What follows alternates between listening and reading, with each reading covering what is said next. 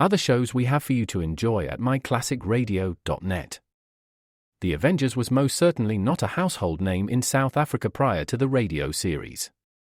With no national television service until 1976, the mechanism simply was not present in the country to show television programs to mass audiences. While many other countries reveled in the filmed adventures of John Steed and company, South Africa was not equipped to join in the fun. The series took Britain by storm and made a major impression in the American markets, being that greatest of rarities, a British series given a network transmission slot. However, as a filmed series, rather than a videotaped one, The Avengers was able to gain a modicum of exposure in South Africa through film rentals. Come and listen at myclassicradio.net.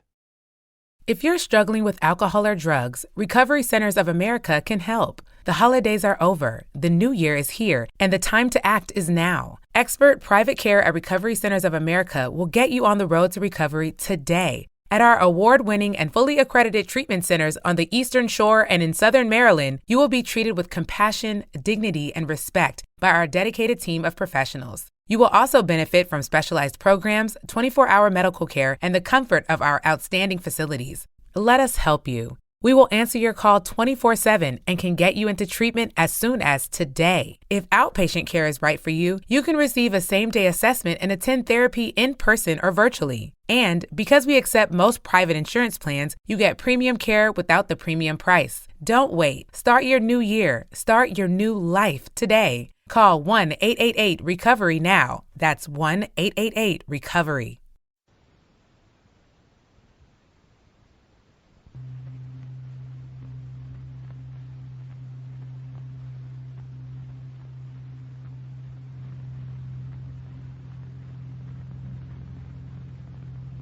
Transcribed.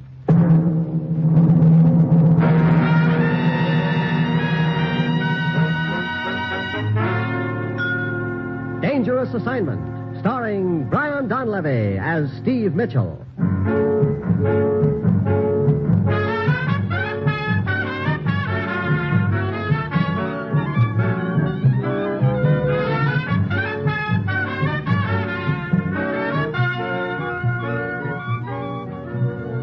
Yeah, danger is my assignment. I get sent to a lot of places I can't even pronounce. They all spell the same thing, though, trouble. But when I walk into the commissioner's office, I don't realize that this assignment's going to wind up with my life being saved by a ghost.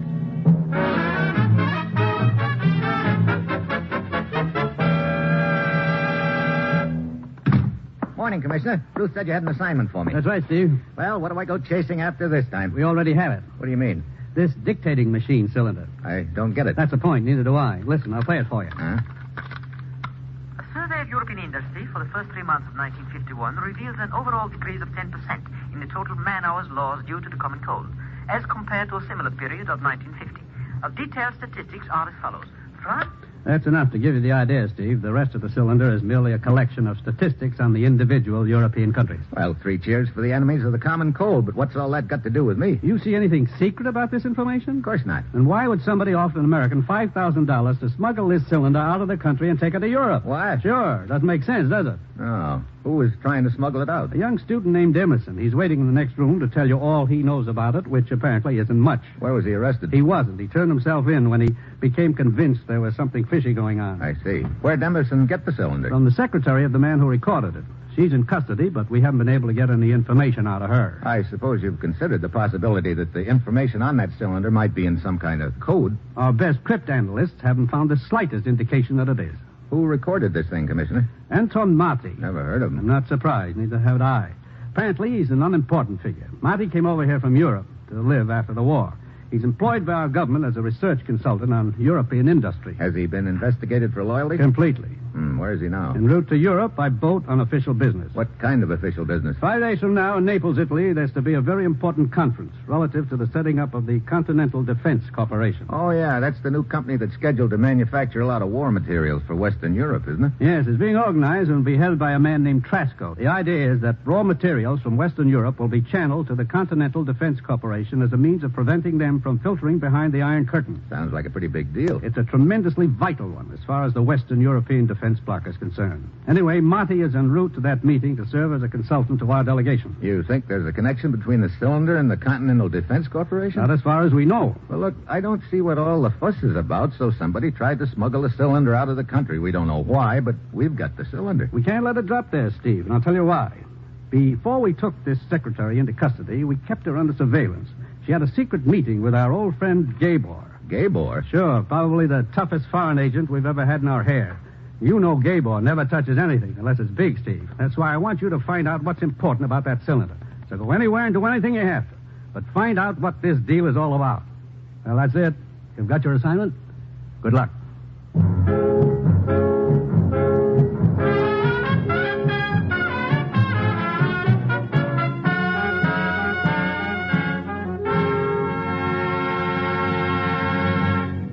The National Broadcasting Company is presenting Dangerous Assignment, starring Brian Donlevy in the role of Steve Mitchell, colorful two-fisted government agent. At all those places of the world where danger and intrigue walk hand in hand, there you will find Steve Mitchell on another Dangerous Assignment.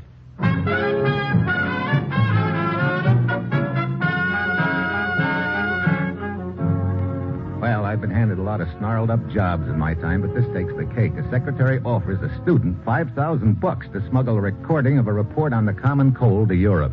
Nobody knows what the deal is all about, and lurking in the background is a well-known foreign agent with me in the middle, trying to unravel it all. A real cinch. I go down the hall to the room where Emerson's waiting for me. Look, I tell you, I don't know what the deal's all about. Okay. Suppose you tell me what you do know. Well, that isn't much. A couple of months ago, I decided to go to Europe. I'm an art student. I figured I could learn more over there. But how did the secretary figure in the deal? Well, I've dated her now and then, and that's all. Nothing serious, but she got real interested all of a sudden when I happened to mention that I was leaving for Europe. Go on. Well, she started giving me a lot of double talk, sort of pumping me to see where I stood politically. I see. Well, I knew she was up to something, so I went along with it to find out what. Well, finally, she worked around to ask me if I'd like to make some money. I said, sure. I was broke. And she told me I'd get $5,000 if I'd take that cylinder over to Europe with me.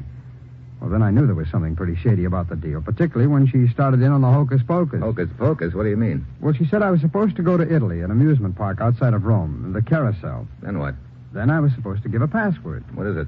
I was to say, I've always wanted to ride in a carousel. Huh? The other party would reply, your parents must have been very strict with you. Then I was to pass over the cylinder and collect the money. I see. Did she ever mention a foreign agent by the name of Gabor? Gabor? No. How about her boss, Anton Matty, the guy who made the recording? No, she never mentioned him either. Well, all of this still doesn't give me much of a clue as to what this is all about, but if they go to all the trouble to rig a deal like this, complete with password, what was it again? I've always wanted to ride a carousel? That's right. And the reply was to be, your parents must have been very strict with you. Brother, what a routine.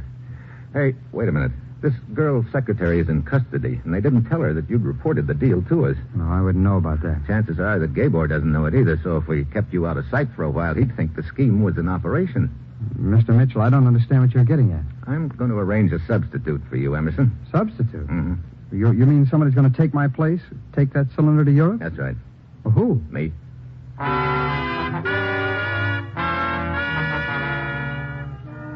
Well, I can't say I care for the idea of electing myself Mr. Clay Pigeon, but right now it looks like our only chance of finding out what the deal's all about. So I grab the next plane for Italy. It's Wednesday evening when I arrive in Rome. Outside the city, I locate the amusement park. It's a big setup, complete with Ferris wheel, carousel, shooting gallery, side shows, the works. And right now, it's going full blast. I head for the carousel. It's slowing down to a stop, but there's nobody riding on it. Then I spot the fat gent. He's standing to one side with his hand on one of the levers, and when he sees me, his face lights up like a pinball game. This could be my boy. I go over to him. Good evening, signore. Good evening. Hi. You run this carousel? Si, signore. You're a tourist, no? Yeah, matter of fact, I just arrived from the United States. Oh, I see. I've always wanted to ride on a carousel. What's that? I said, I've always wanted to ride on a carousel. Well, don't bashful, signore. Step right up. It's high time you did. What? I'm honored to have you as a customer, signore. Oh, fine. Look, I didn't Now, really signore, want... please, now, don't be embarrassed. I have many grown men ride my carousel. Here, I help you.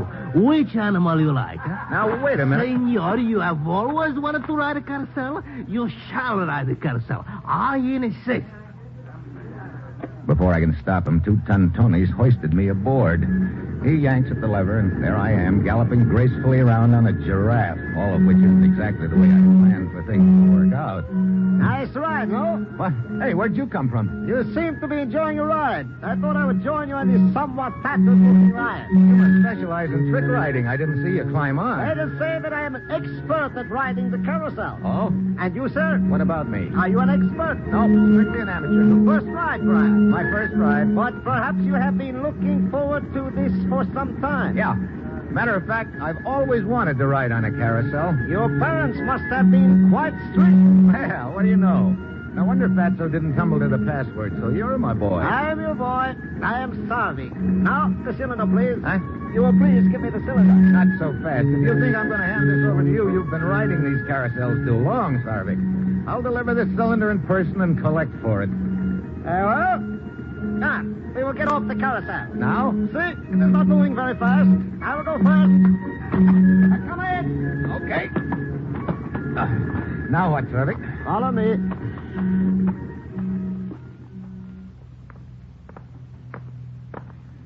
Hey, look, Sarvik. We've been walking about an hour, seems like. Where are we heading, anyway? You wish to deliver the cylinder in person, therefore I'm taking you to my superior.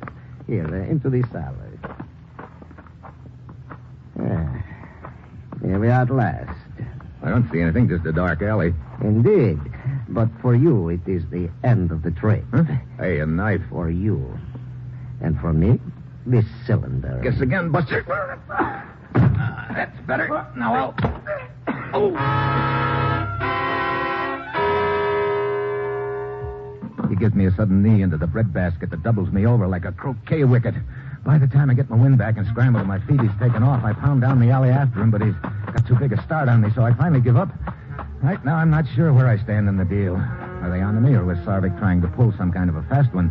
But I know I'm in it too deep to back out now. And then I remember the fat boy who ran the carousel. Maybe he knows Sarvik and give me some kind of a lead. I head back to the amusement park. Fatso is still standing by the carousel, but just as I'm about to collar him, a figure steps out of the shadows in front of me. And I mean a figure. Hello? Well, hi. You do not really want to talk to the fat old man. No? No. You would rather talk to me. No argument there, but unfortunately I've got business with the carousel pilot, but maybe later... Oh, your business is with me. How do you mean? Oh, to begin with, you might tell me you have always wanted to ride on a carousel. Hey.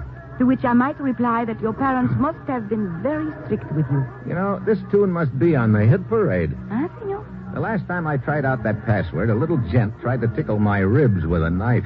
But I do not understand. I am the one who was supposed to meet you here. True, I am a little late, but you tell me, please, who was this man? He told me his name was Sarvik. Sarvik? Does that ring a bell? No. No, I have never heard the name before, senor. You did not give him the cylinder. No. Oh, good. I'm not too late after all, huh? Please, to give it to me, huh, senor? I will deliver it and then... Here we go again. Senor?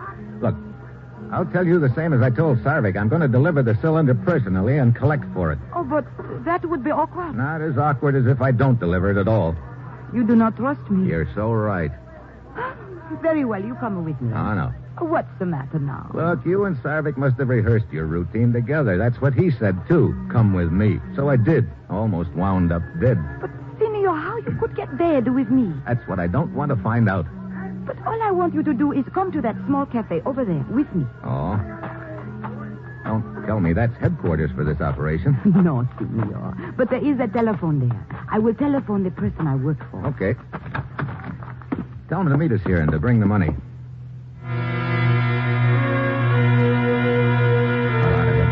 Call, and I sit there at the bar waiting for her. After a while, it dawns on me this is quite a long telephone call. Suddenly, I get a hunch she's taken a powder on me. I push aside the drapes at the entrance to the hall and start down it. Then I spot Carlotta still sitting in the telephone booth. So she didn't take a powder on me after all. I go up to the booth and open the door. And then, all of a sudden, I see why it's taken her so long to make the call. After all, you can't carry on much of a phone conversation with a knife in your back.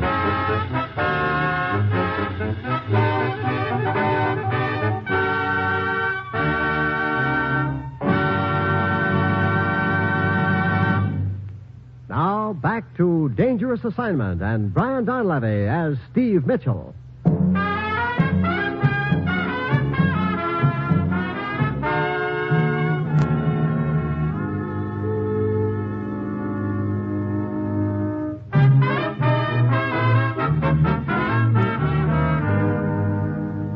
I ease Carlotta's body out of the phone booth, and then I see that the receiver is still off the hook. I pick it up and listen. Hello? Hello? Hello? Hello? Hello?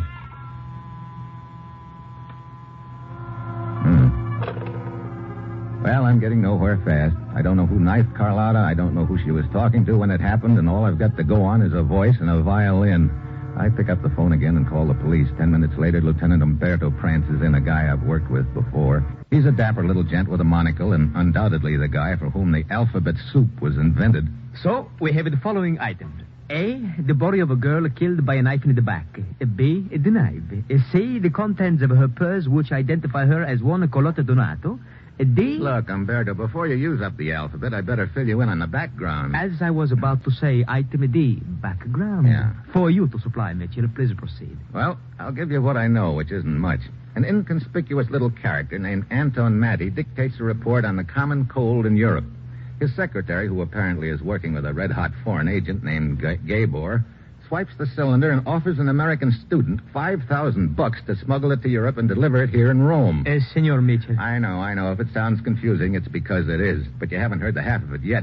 I decide to deliver the cylinder in place of the student. I slip the password to a little gent named Sarvik on a merry-go-round. He leads me into an alley and tries to slip a knife under my ribs. Indeed? Indeed. I go back to the merry-go-round and try out the password again, this time on Carlotta. Then she promptly gets herself killed, all of which still leaves me without any idea as to who wants the cylinder and why.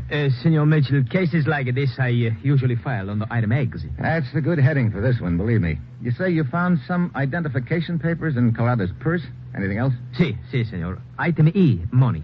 50 lire. Item F, a good luck charm from a place called Antonio's Cafe. Item G, a match folder from the Hotel Imperia here in Rome. Item H, a train ticket to Naples for tomorrow morning. Let's start tracing items E through H and see if we get any kind of a line on Carlotta.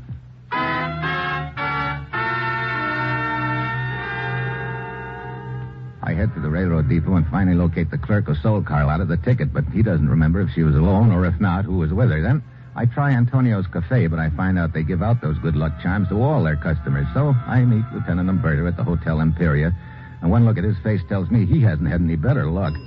There is no record of Carlotta Donato having registered here, Mitchell. I was afraid of that.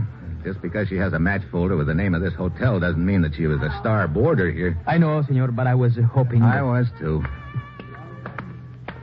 Well, what do you suggest now, Mitchell? There you've got me. Well, I guess we'd better... What is it? Hold it a minute. Listen, isn't that a violin playing? See. Sounds like one. Where's it coming from? Why, I don't know. Right over there, at the bar. Yeah, that's it, all right. Come on, let's go over to the entrance. But, Mitchell, what is so unusual about the violin playing? Nothing, except that when I picked up the receiver after I discovered Carlotta's body in the phone booth, I could hear a guy saying hello. I could also hear a violin playing in the background. So? Here, this will do. There. There is the violin player down at the far end of the bar, Mitchell. Yeah, and there's a phone sitting on the bar, too, so Carlotta could have been calling someone here, all right. The question is, who? There are quite a few people in here. Yeah, it could have been any one of them. Come on, let's go in. Do you think that you would recognize the voice again if you heard it, Mitchell? I don't know. Signores? Scotch. Vermouth. Si. Mitchell, the bartender. Yeah, I thought of him, too, but I don't recognize his voice. Trouble is, all I heard the guy on the phone say was hello a few times. Not much to go on. Well, try listening to the voices of the other people in here. Okay. Well?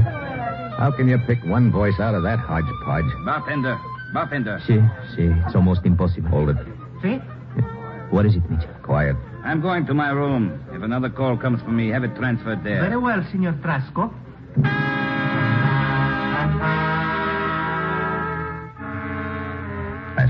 Trasco.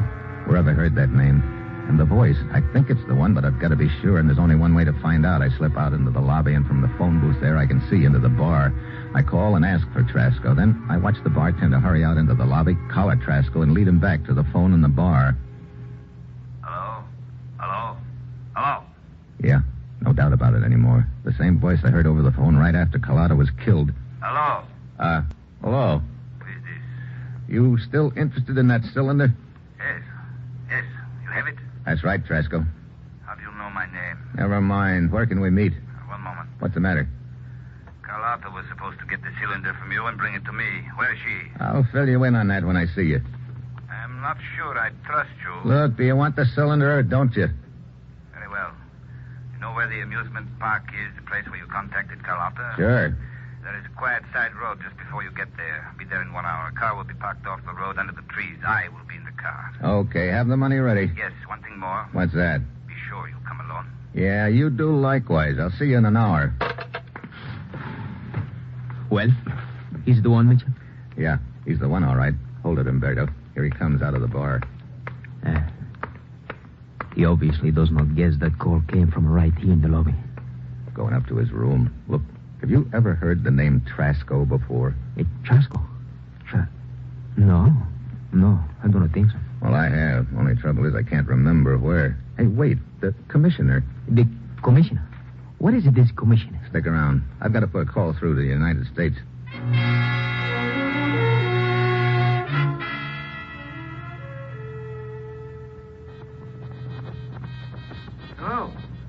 Hello, is that you, Steve? Yeah. Jiggle the phone, Commissioner. This is a lousy connection. That better? Yeah. Glad you called, Steve. We finally located Anton Matti. The guy who made the recording? Yes, he's in Naples, waiting for that conference on the Continental Defense Corporation to start tomorrow. But he hasn't the slightest idea why that cylinder should be so important. Commissioner, did you mention the name Trasco to me? Trasco? Why, yes, Steve. Trasco is the name of the man who organized the Continental Defense Corporation. Yeah, I remember now. He's the big boy in the deal, huh? That's right. Why? I'm not sure yet, Commissioner. There's still a lot of missing pieces, but I'm going to try and slide a few of them in place right now. So long, Commissioner, and thanks. Okay, Umberto. I'm heading for that meeting with Trasco. Give me about 10 minutes alone with him, and then close in.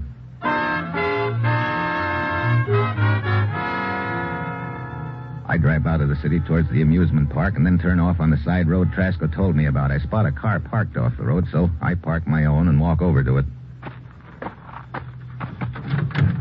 Get in the back seat here. Okay. Where is the cylinder? Right here. Hey, what have you got there on the seat? Portable playback, battery set. Oh, brother, you're well equipped. There's no time to lose. I must find out definitely tonight, one way or the other. Find out? There. No. Survey of European industry for the first 3 months of 1951. It is he. It is he. Anton Maticek. I thought his name was Anton Matti. Perhaps he calls himself that now, but his real name is Maticek. So, I found out just in time. In time for what? That does not concern you. You are merely a messenger in this affair. You have brought me this cylinder. You will be paid for it. That is the end of it as far as you're concerned. Okay, suits me. Incidentally, you still have not told me why you did not deliver this cylinder to Carlotta. She got taken dead. What? Yeah, while she was talking to you on the phone. So, that is why the connection was broken off. You killed her? No, I think it was a character named Sarvik. Sarvik? That name ring a bell? So, they do not trust me. They have me investigated. They send a miserable snoop of a Sarvik to check up on me. And after the service I have given them... Look. This Sarvik, he did not hear the voice from the cylinder. No, he tried to get it away from me, but I didn't like his methods, which consisted of a knife in my ribs. Then I am still secure. I will take care of Maticek before the meeting. Sarvik and the party will not even know it was Maticek, because I will destroy the cylinder and then I will... You're wrong, Trasco. Sarvik? Sit quite still, both of you. So, Trasco, you think your little secret is safe, do you? Sarvik, listen to me. One of the most important projects we have ever undertaken. The Continental Defense Corporation, and you would ruin it all. So, the Continental Defense Corporation is just a front, huh? Pretty smart. You know, it is vital that you not be identified as one of us, Trasco. Yet here is a man, Anton Maticek, who will attend the conference tomorrow. He will see you there and recognize you from the old days. He will know who you are, that you are one of us. Our plan will be ruined. No, I will kill Maticek before the meeting. I swear it. Nobody will know. That is not good enough, Trasco. If Maticek knows, perhaps others will too. No. And I must inform you that you will be dealt with severely for trying to cover up the fact that you are a bad risk for us. Give me that cylinder. Sarvik, I said give it to me. Very well. Here. Trasco flips the cylinder in Sarvik's face and jerks a gun out of his pocket. Sarvik recovers fast, but not fast enough. So... And now, sir, With you out of the way, my secret will be safe. He swings a gun towards me, and I dive at him at dead heat. Something hot creases my skull, and I hit the floorboards.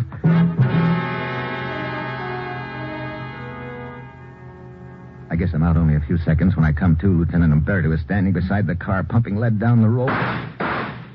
Mitchell, you all right? Yeah, just parted my hair the hard way. Where'd Trasco go? You climb over that wall. Come on. Amusement Park's on the other side of the wall, isn't it? Yes, see? Yeah, if he mingles with the people in there, we'll have trouble spotting him. I do not think there is much of a crowd now. It's rather late. Here we are. I think we can grab the top of the wall if we jump.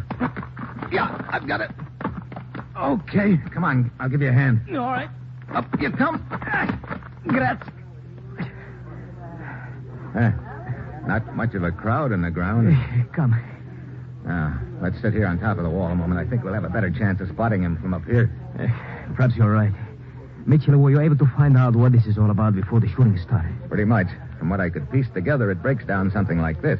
The Continental Defense Corporation is a front organized by the Iron Curtain kids. What? Yeah, pretty sharp scheme, too. They get the Western European countries to channel all their raw materials into the corporation. Then they either sabotage the defense program or maybe filter a lot of the stuff behind the Iron Curtain. And this is Trasco. He was at the head of it? The figurehead. They probably picked him because he'd kept his affiliation with them secret. But then he learned that a guy named Anton Matty was scheduled to attend the conference. He was afraid this was Anton Matacek, a guy who used to know him in the old days in Europe. A guy who could put the finger on him as a party boy. And so he had the cylinder stolen to make a search. That's right. He intended to knock off Matty or Matacek before the conference tomorrow. You figured he'd be in the clear that way. But this other man, the dead one in the car. Sarvik. The party sent him to investigate Trasco, and he tumbled to Trasco's scheme and didn't like it. So, hey. What is it? Look, slipping into that building over there. It's Trasco. Come on, jump. Did he see us? I do not know. He went inside. Let's go. What's that sign on the building say, Umberto? It's called the House of Terrors. House of Terrors. Oh, great. A spook palace yet. Okay. You go around the other side and cover the exit, Umberto. I'm going in.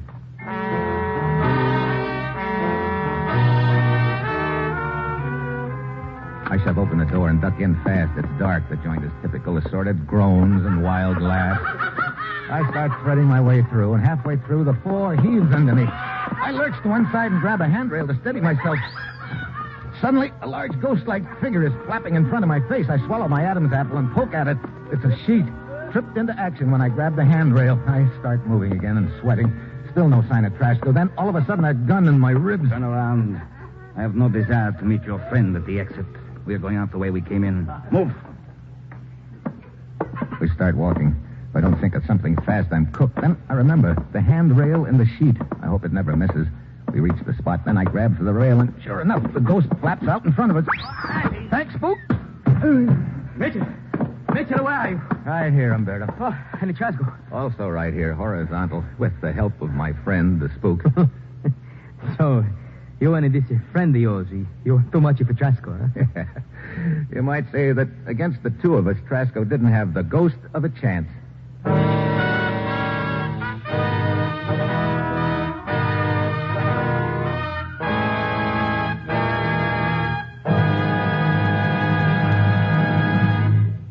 Death on our highways is ever present. Full control of your car and attention to traffic conditions will cut down accidents. Observe the truck driver in front of you, then drive as carefully as he does. The life you save may be mine or your own.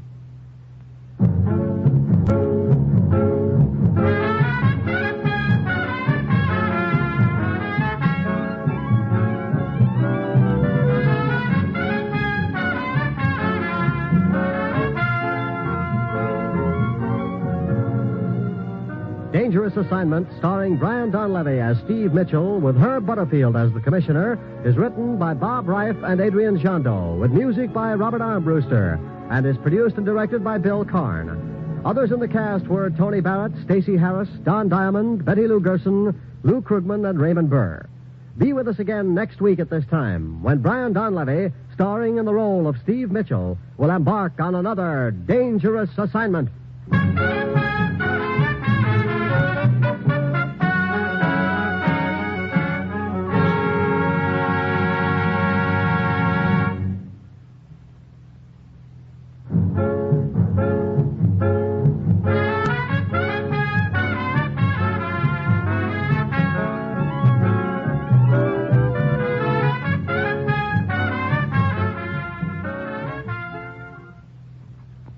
Preceding program was transcribed. Listen for...